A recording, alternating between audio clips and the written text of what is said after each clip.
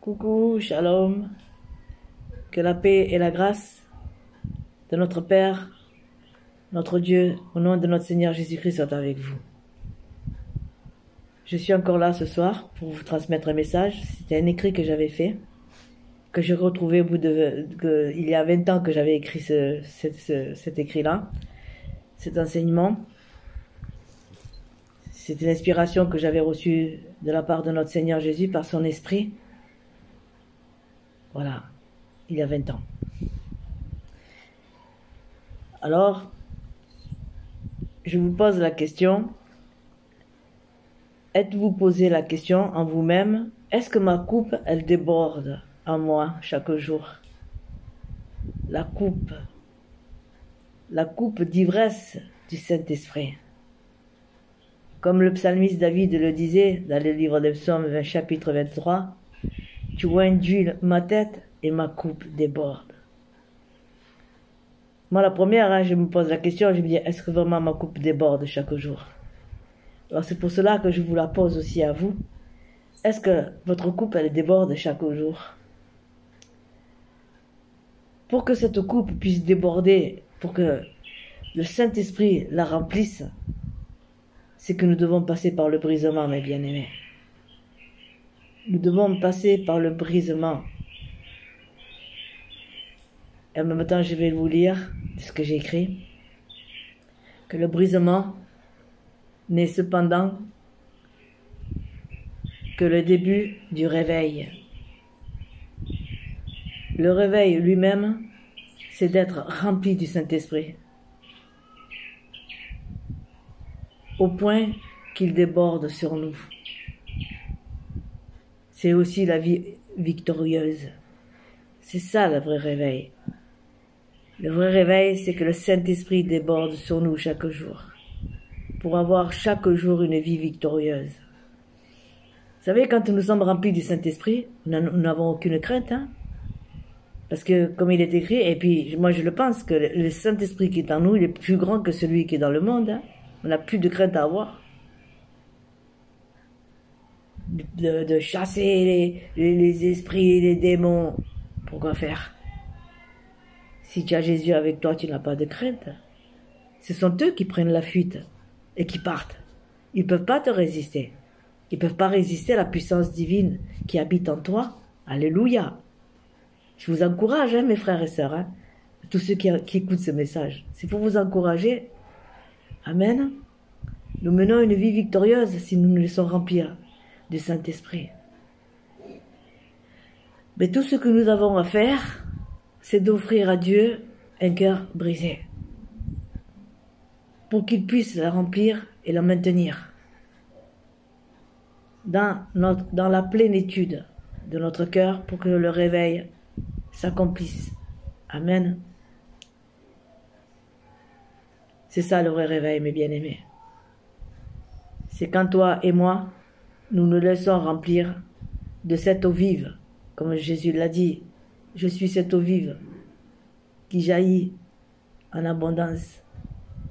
La femme samaritaine lui disait à Jésus, comment tu peux épuiser cette eau? Que Jésus lui dit, si tu bois de cette eau, tu auras toujours soif. Mais si tu bois de mon eau, tu n'auras jamais soif. Quelle merveille! C'est une grâce, hein? C'est vraiment une grâce que le Seigneur nous fait chaque jour. Vous regarderez dans l'évangile de Jean, chapitre 7, versets 37 à 39. Cette eau vive, elle déborde pour nous-mêmes, mais elle doit déborder aussi pour les autres, pour tous ceux qui nous écouteront, pour notre prochain qui voit en nous un changement, qui voit briller en nous sa lumière, la lumière de notre Seigneur, la lumière de l'Esprit Saint en nous. Alléluia. Et cela avec une paix constante. Nous laisser vraiment dominer par l'esprit de la paix constante en nous, Seigneur, merci. Cette paix dans notre cœur. Amen. Mais on s'imagine parfois que mourir sans même nous rend malheureux.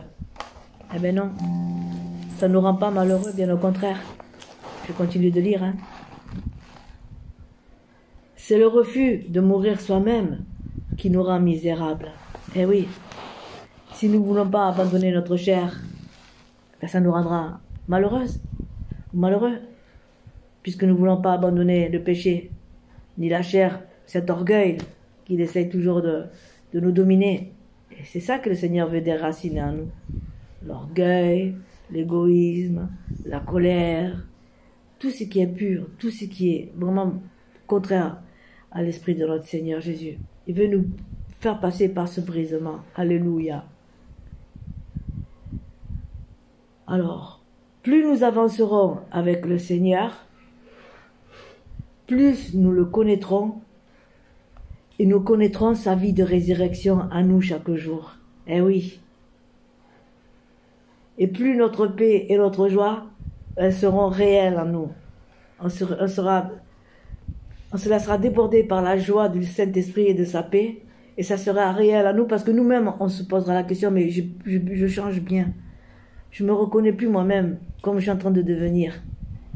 Parce que avec le Seigneur, c'est toujours le meilleur. C'est toujours le meilleur. Il veut enlever de nous tout ce qui était mauvais. Nos caractères, notre personnalité, nos habitudes, il veut tout enlever pour que nous puissions marcher chaque jour avec son Saint-Esprit se laissant déborder dans notre cœur, qui est cette coupe. Tu vois, induis ma tête et ma coupe déborde. Alléluia.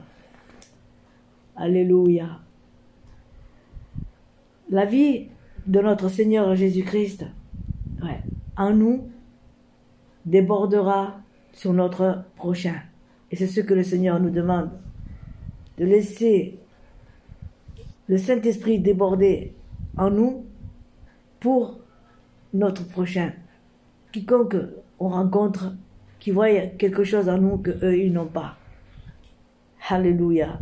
Et s'ils se rendent compte que nous on a quelque chose de plus que eux n'ont pas, c'est que nous avons Jésus avec nous, c'est que nous avons l'Esprit Saint de Jésus avec nous, et que nous avons la victoire. De victoire en victoire, nous marcherons de victoire en victoire, de victoire en victoire, avec le Seigneur. C'est ça qui est bon. Alléluia. Et il faut vraiment que le Saint-Esprit déborde en nous avec une profonde nostalgie de voir les âmes perdues. C'est ça que le Seigneur nous demande. Que lorsque nous sommes remplis du Saint-Esprit, dans nos cœurs, automatiquement, c'est l'amour de Jésus qui règne dans nos cœurs pour l'amour des âmes qui sont perdues. On doit toujours se rappeler d'où nous venons. Nous étions perdus. Et aujourd'hui, le Seigneur nous a ramenés à la vie. Passons à notre prochain qui est perdu. Prions pour ces âmes perdues. Alléluia. Merci Seigneur. Nous devons vraiment manifester cet amour pour agréer, pour acquérir cette bénédiction que le Seigneur veut répandre sur nous chaque jour. Amen. Écoutez, j'espère que ce message vous aura fait du bien. Voilà, je vous salue avec un saint baiser fraternel et que Dieu vous bénisse à travers ce message. Merci. À bientôt.